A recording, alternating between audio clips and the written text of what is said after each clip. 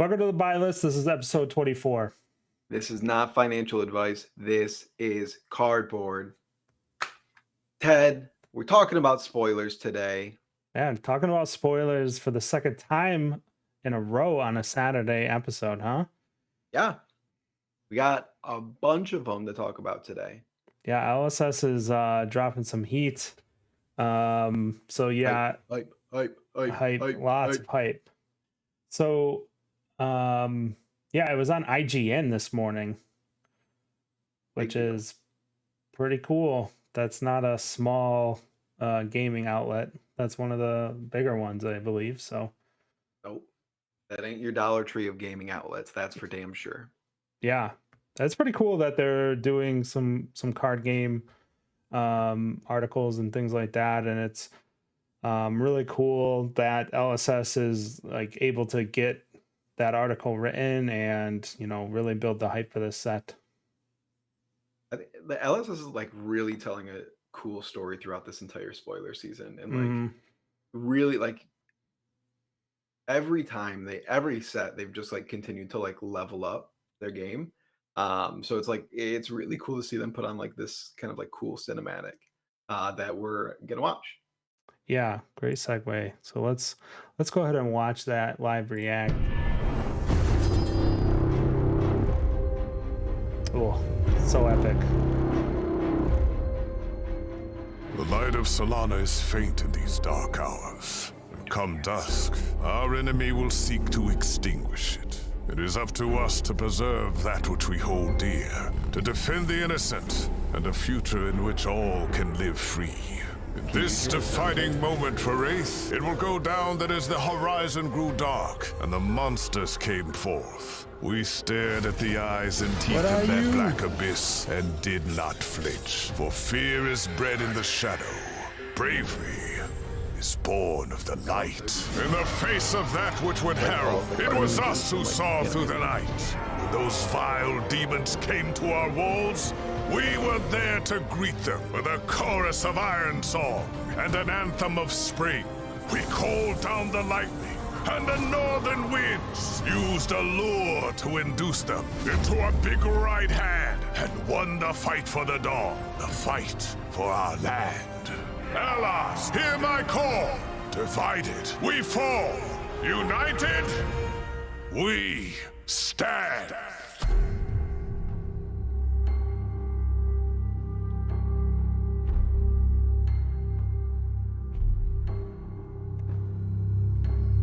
That's pretty cool. Badass. Yeah, I this got goosebumps watching that when I watched it the first time at work. Yeah. Yeah, man, same. I like woke up and I was like, wait, whoa, hype video. It's pretty epic. Yeah, man, that video is pretty awesome. Definitely an upgrade from the Dynasty hype video, which was quite a bit smaller. I did see on Twitter that the voice actor from that's doing Bolton in that video is actually a pretty well-known voice actor. He was in Incredibles 2 and a number of other credits as well. I apologize, his name Dead? Yeah, Walking Dead actually too. Yeah, his name escapes me right now, but it's pretty cool. Kenneth. Not sure. I don't There's trust like you. a 50% I don't trust you, Nate. chance that's right. I don't trust you, Nate. But yeah, super cool, awesome, good to see. And like you had mentioned before we started the video, that there definitely seems like they're trying to tell a story within the cards, because you saw them call out each specialization that we've seen already, kind of give them a sweet animation. I kind of like that. Maybe it's just budget constraints, but also I think it's cool that they do that like still art animation for each of the cards, because it instantly you remember that when you see the card again, right? If you buy the pack or whatnot. So it's not like a whole nother animation house building these videos for them. They use the card art, right? So that's pretty cool. It definitely has like that like resonance to it. Like you see like Endless Maw in that video, and been playing some Monarch draft, so like seeing like the Rifted Torment, it's like okay, that card's a little duty kind of, but hey, It's in there. I recognize it. And it's good art for what they were trying to show too. Yeah. There was some sneaky cards in there, art in there that have not seen it yet. Some real gnarly looking demon like people, demons and stuff. That big goober who's like reaching for the person. Yeah, I think that might be Vincetti's ooh, her demon. That's interesting. Is it the Soul Harrower? I can't actually yes, say that I believe that's correct. Nazarul or something like that. Yeah. It was pretty cool. Nate, if you haven't went and read that article, go read the article on fabtcg.com. They kind of not let it slip, but they explain that Vincett has her own demon that she worships, all akin to Chain worshiping Ursur. So it's not Ursur control. Like there's more than one demon ensnaring humans and the monastery, which is pretty cool because I think we're going to see these the shadow and the flip side of this probably, if not before the 30th, but I think we'll definitely see some more of that in the spoiler season. Like you said, keep telling that story. Are you ready for rampant speculation theater? Sure. The reason we have not seen Chain is because he is the first villain in the PvE set. Yeah, Nate, I actually thought that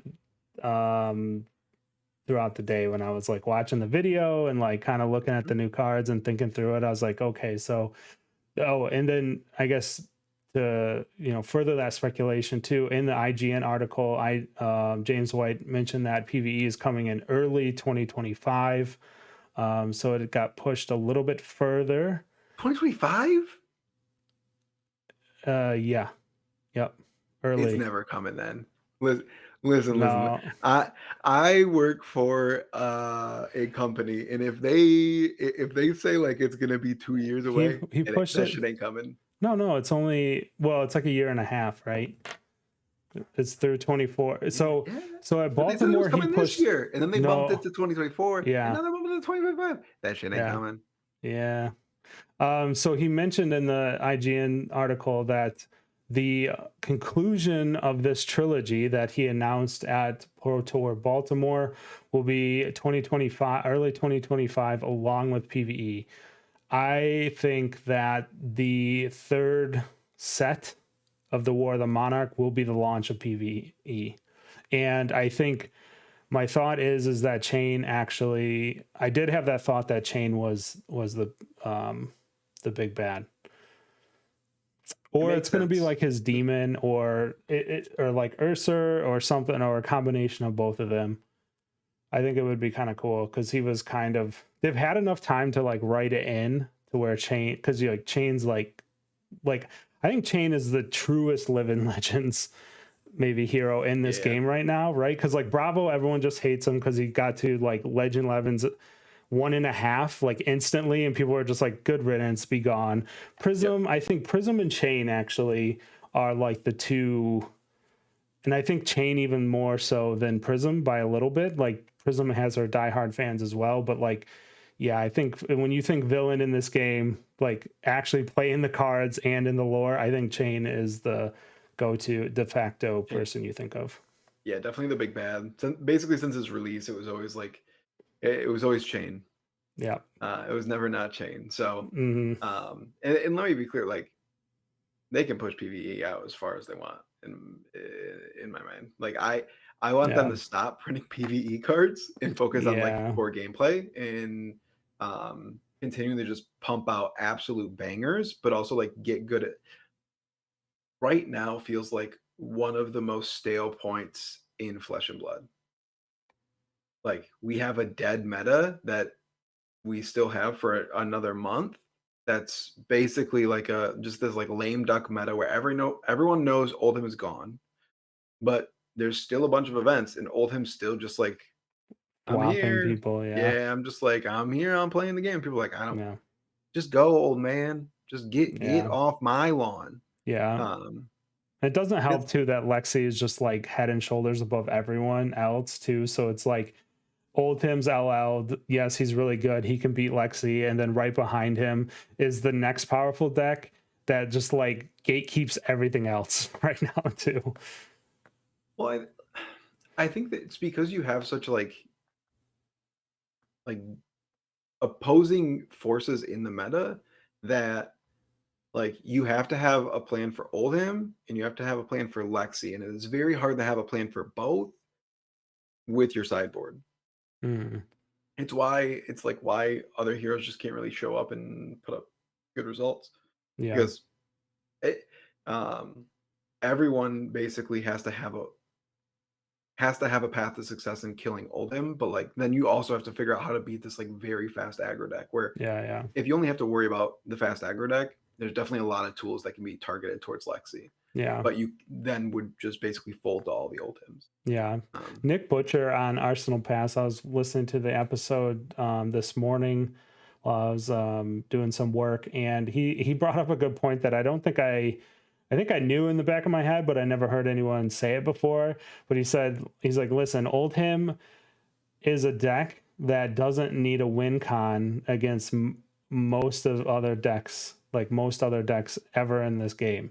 So he's like, everyone has to have a win con to beat Oldhim, but Oldhim can just be like, you have to beat me, and just can sit there and wait. And I was like, oh, yeah, that's a great way of putting it. I never thought of that before. But so Nate, I think we should move along. Let's get into these spoilers that have been up on the screen for a minute while we digress. These are definitely going to shake up that meta you just talked about, right? Yeah, so you look at these cards and you think that no, you I just ate teed it taco. up. Yeah, I was ranting already before the podcast. Basically, you look at these cards and you're like, you know what this inspires me to do? Not play Bolton. Yeah. Because these So cards are bad, like really bad. Like yeah, it Bolton is already a deck that is like card hungry and like deals with the inconsistency of trying to balance charge cards with like these charge payoff cards. yeah, And then now the fix for that is to introduce these cards that have benefits for being charged themselves, which is great. That's a great idea and a great way to build Bolton up to be a good deck because he does go like card negative when he charges. But making the cards themselves unplayable on their face is not it.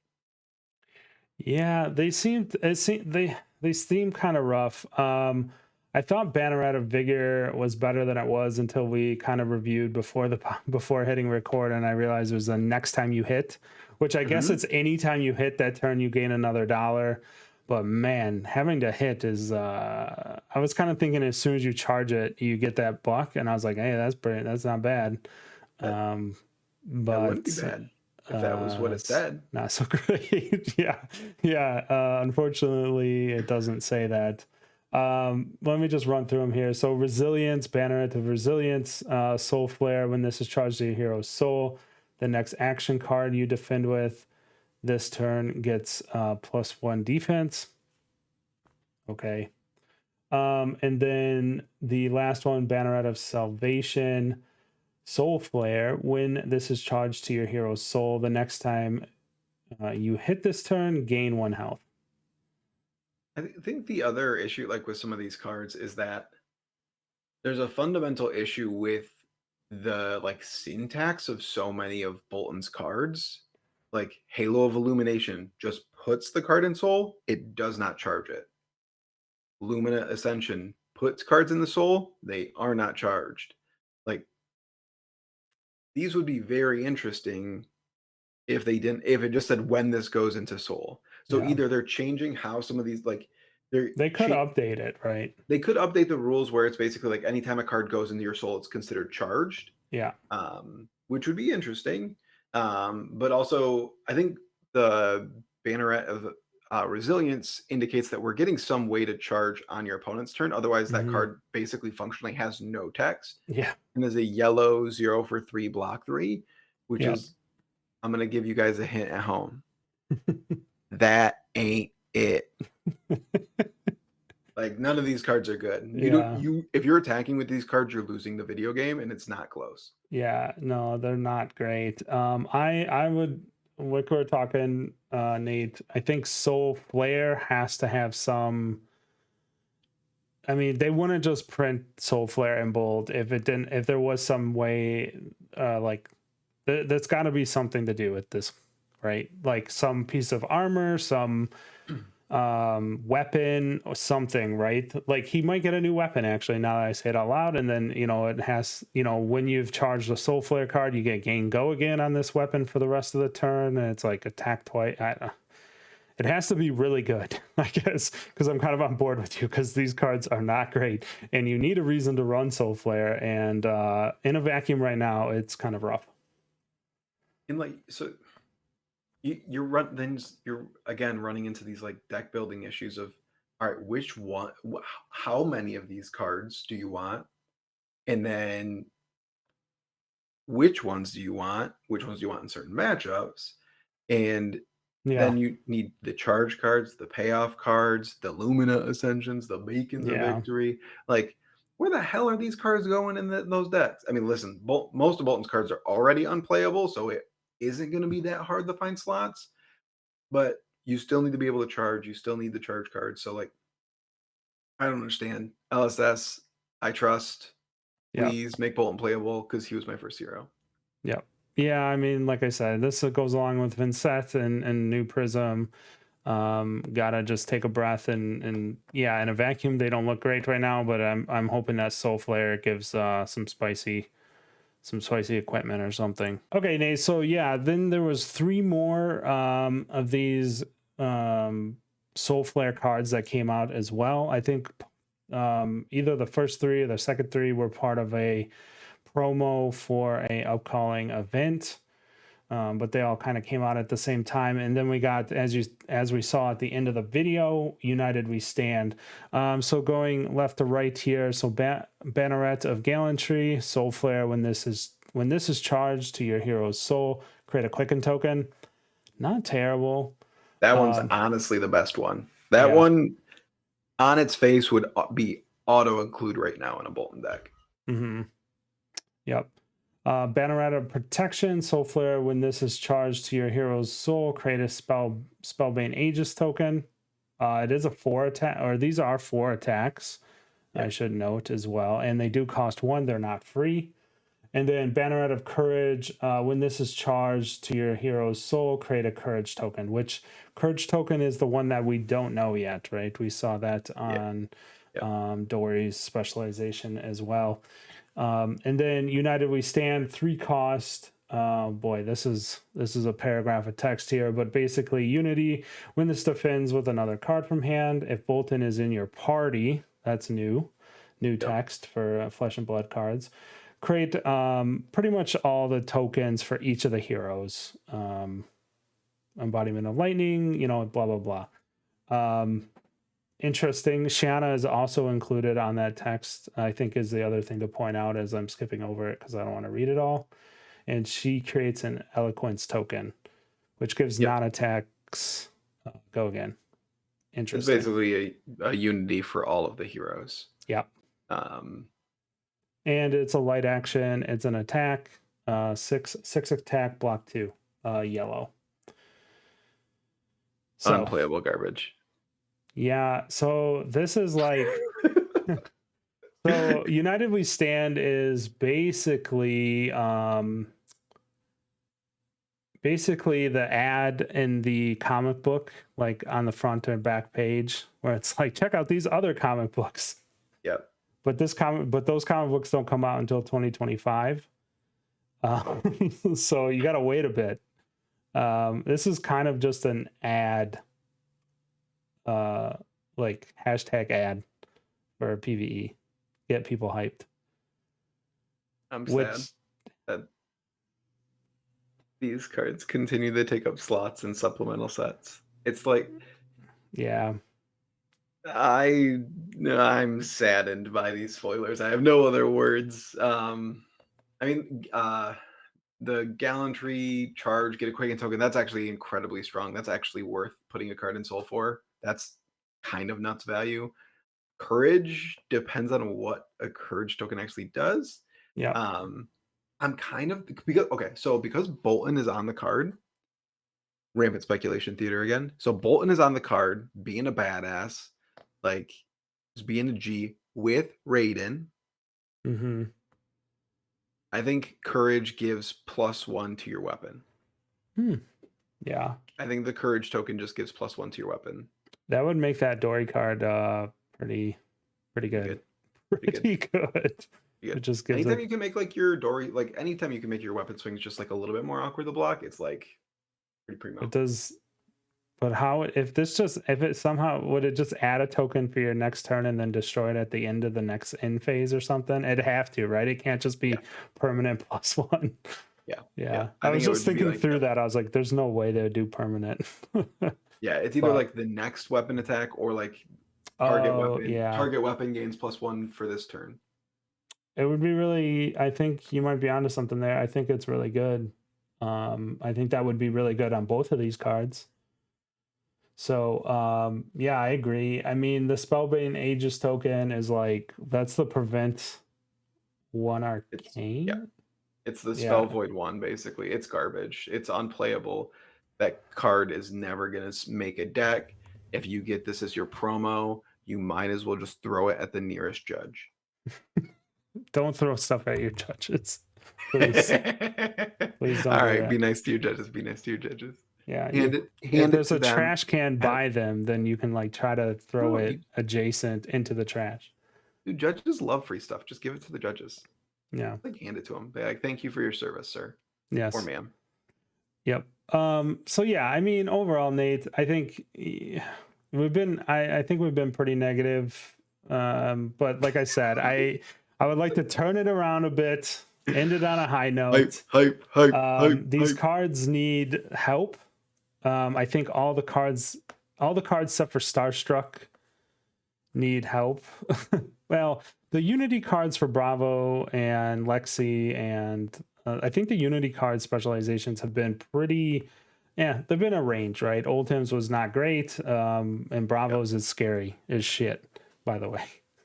It's like, I love how Oldham's went from this card is actually busted and probably needs to get banned in LL to this is bad, very bad. Yeah, well, there was a thought that I know in some of my Discord circles, there was a thought because of the helper text was left off that you could just freeze something forever.